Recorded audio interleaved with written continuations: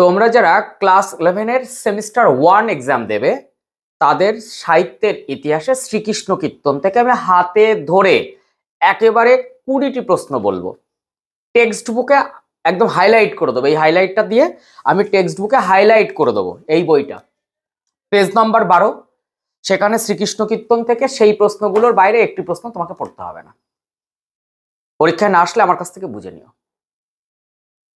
এখানে প্রথম প্রশ্ন তোমাদের যে স্যার সাহিত্যের ইতিহাসে কত থাকবে।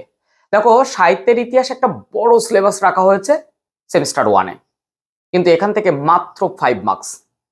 এর আগে আমি চর্যাপদ দিয়ে দিয়েছি, আজকে শ্রীকৃষ্ণ কীর্তন দিয়ে দিচ্ছি, ভিডিওগ্রাফির মাধ্যমে আমি প্রশ্ন সহ উত্তর দেখিয়ে দিচ্ছি। একটু কষ্ট করে রেডি করে নাও, নাহলে পরীক্ষার হলে কিন্তু অনেক বিব্রত বোধ হবে, এবং পরীক্ষা ভালো করতে গেলে সাহিত্যের ইতিহাসে এই 5-এ 5 পেতে হবে তোমাকে। আমি এরপর এক এক করে ভাষা, টেক্সট বুকের পার্ট প্রত্যেকটা ধরে ধরে ধরে ধরে ধরে আমি এরকম দিয়ে দেবো, ভিডিওগ্রাফির মাধ্যমে দেখিয়ে দেবো যে এই প্রশ্নগুলো করো। এক একটা কবিতা থেকে আমি 10টা 12টা করে প্রশ্ন চুজ করেছি। কাজেই চ্যানেলে যদি তুমি নতুন হও তাহলে অবশ্যই চ্যানেলটি সাবস্ক্রাইব করে পাশে থাকা বেল আইকনটি প্রেস করে রাখো। এই রকম তথ্য সমৃদ্ধ ভিডিও পেতে ভীষণ সুবিধা হবে। তুমি একাদশ শ্রেণীর ছাত্র বা ছাত্রী, অর্থাৎ ক্লাস 11-এর, তাহলে ক্লাস 11-এর স্টুডেন্ট হলে সেমিস্টার 1-এ তোমাকে ওএমআর শিটে কভার করতে হবে, অর্থাৎ প্রশ্ন পড়ে ওএমআর শিটে গোল করতে হবে। সেই ওএমআর শিট কিভাবে করতে হবে তার জন্য একটা ভিডিও অবশ্যই নিয়ে আসবো। আমি ক্লাস 12 যারা থার্ড সেমিস্টার তাদেরও ওএমআর শিট কভার করতে হবে। উচ্চ মাধ্যমিক ক্লাস 12 থার্ড সেমিস্টার তাদের ওএমআর শিট একদম আমি নিজে হাতে করে দেখিয়ে দিয়েছি। পারলে তুমিও সেই ভিডিওটা দেখে নাও, আমি ডেসক্রিপশনে দিয়ে দিচ্ছি, তোমারও খুব উপকার হবে। একই সিস্টেম। এখন আমরা চলে যাই শ্রীকৃষ্ণ কীর্তনে। টেক্সট বুকে দেখে নাও কোনগুলো আমি আন্ডারলাইন করছি, হাইলাইট করছি, আর প্রশ্ন দেখিয়ে দিচ্ছি কোন 15 থেকে 20টি প্রশ্ন। আমি 20টি বেছেছি, 15টি করলেই হতো, তবে একটু বেশি দিয়েছি। তো সেই প্রশ্নগুলো প্রশ্ন সহ উত্তর তুমি দেখে নাও, এবং এই প্রশ্নগুলো রেডি করে গেলে তোমার শ্রীকৃষ্ণ কীর্তন থেকে যদি প্রশ্ন টাস হয় পরীক্ষায়, কোনো রকম সমস্যা তো হবেই না, এবং তোমার খুব আনন্দ লাগবে যে এই প্রশ্নগুলো আমি করে এসেছি। চলো কথা না বাড়িয়ে সরাসরি চলে যাই ভিডিওগ্রাফির মাধ্যমে সেই পার্ট যেখানে তুমি দেখতে পাবে কোন প্রশ্নগুলো তোমাকে করতে হচ্ছে। ভালো লাগলে কিন্তু একটা লাইক করে দিও, বন্ধুদের মধ্যে শেয়ার করার অনুরোধ রইল। তোমরা প্রথমে তোমাদের এই বইটার 12 নম্বর পেজে এসো। এই যে বাংলা ভাষা ও সংস্কৃতি একাদশ শ্রেণী নতুন বইটা নেবে। নেওয়ার পর তুমি একদম 12 নম্বর পেজে চলে এসো।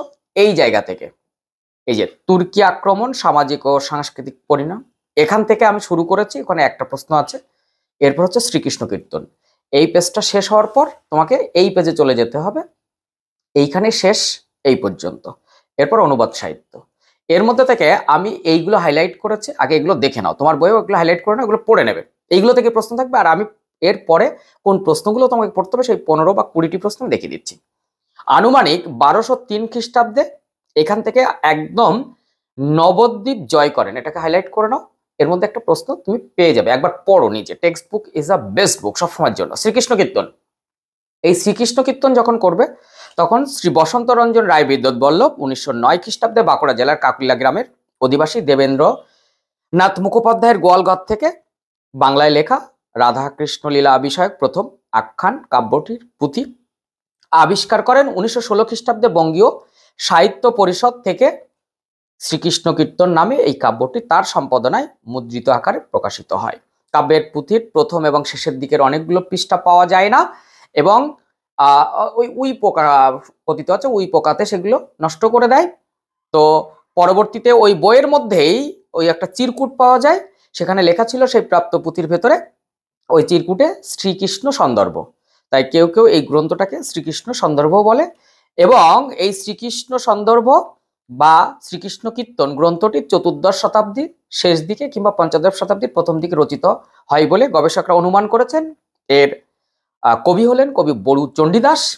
এই সমগ্র কাব্যটি মোট জন্মখণ্ড, তাম্বুলখণ্ড, দানখণ্ড, নৌকাখণ্ড, ভারখণ্ড, ছত্রখণ্ড, বৃন্দাবনখণ্ড, কালিয়াদমনখণ্ড, যমুনাখণ্ড, হারখণ্ড, বানখণ্ড, বংশীখণ্ড ও রাধাবিরহ এই 13টি খণ্ডে বিন্যস্ত, যদিও রাধাবিরহ খণ্ড নামে পরিচিত হয়নি শেষেরটি।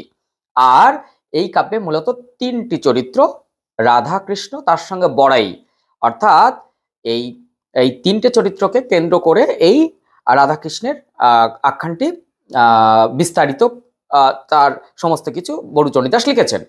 মূলত পয়ার আর ত্রিপদী ছন্দে এটি লেখা হয়েছে। এখানে উপমা, উৎপ্রেক্ষা এবং রূপক প্রভৃতি অলঙ্কারও ব্যবহার করা হয়েছে। এই হচ্ছে মূলত টেক্সট বুকের বিষয়। এখন আমরা চলে যাব যে তোমার কোন প্রশ্নগুলো তোমাকে করতে হবে সেটা একটু দেখে নাও।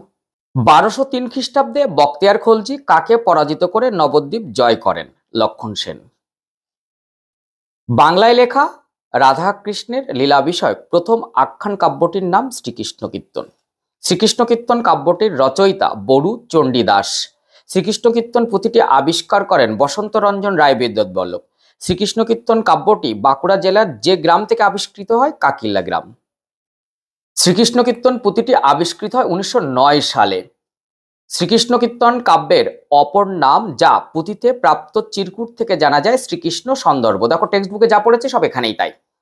শ্রীকৃষ্ণ কীর্তন কাব্যটির নাম দেন বসন্তরঞ্জন রায় বিদ্যুৎ বল্লভ। বাঁকুড়া জেলার কাকিলা গ্রামে যার গোয়াল ঘরের মাচা থেকে শ্রীকৃষ্ণ কীর্তন পুঁথিটি আবিষ্কৃত হয় দেবেন্দ্রনাথ মুখোপাধ্যায়। বাংলা ভাষা ও সাহিত্যের আদি মধ্যযুগের একমাত্র নিদর্শন শ্রীকৃষ্ণ কীর্তন। শ্রীকৃষ্ণ কীর্তন কাব্যের খণ্ড সংখ্যা হলো 13টি। শেষেরটি যদিও খণ্ড নামে পরিচিত নয়, রাধা বিরহ। শ্রীকৃষ্ণ কীর্তন এর প্রথম খণ্ডের নাম হলো জন্মখণ্ড। জন্মখণ্ড দিয়ে শুরু হয়েছে। শ্রীকৃষ্ণ কীর্তন কাব্যের শেষ খণ্ডটির নাম রাধা বিরহ। শ্রীকৃষ্ণ কীর্তন কাব্য প্রকাশিত হয় বঙ্গীয় সাহিত্য পরিষদ থেকে 1916। শ্রীকৃষ্ণ কীর্তন কাব্যটি কোথা থেকে প্রকাশিত হয়? বঙ্গীয় সাহিত্য পরিষদ থেকে। শ্রীকৃষ্ণ কীর্তন কোন শতাব্দীর রচনা? পঞ্চদশ শতকের। বাংলা ভাষায় রচিত প্রথম কাহিনী কাব্য হলো শ্রীকৃষ্ণ কীর্তন। শ্রীকৃষ্ণ কীর্তন কাব্যের প্রধান তিনটি চরিত্র রাধা, কৃষ্ণ, বড়াই। বড়াই রাধার কে হন? মায়ের পিসি। শ্রীকৃষ্ণ কীর্তন কাব্যের যে নদীর নাম উল্লেখ আছে? যমুনা, যমুনা খণ্ড।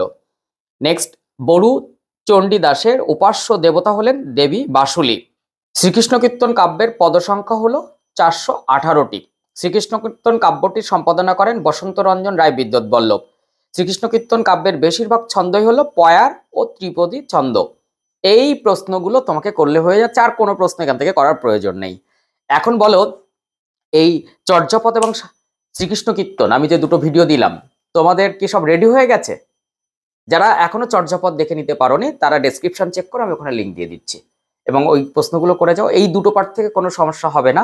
আমি এরপরে অনুবাদ সাহিত্য, তারপরে মঙ্গল কাব্য, পরপর পরপর পরপর সাহিত্য ইতিহাস দিয়ে দেবো, এবং ভাষার পার্টটা আমি খুব তাড়াতাড়ি করবো, কারণ ভাষা তোমাদের 10, এবং শেষ এই 15 থেকে 20 দিন একটু আমাকে সময় দাও।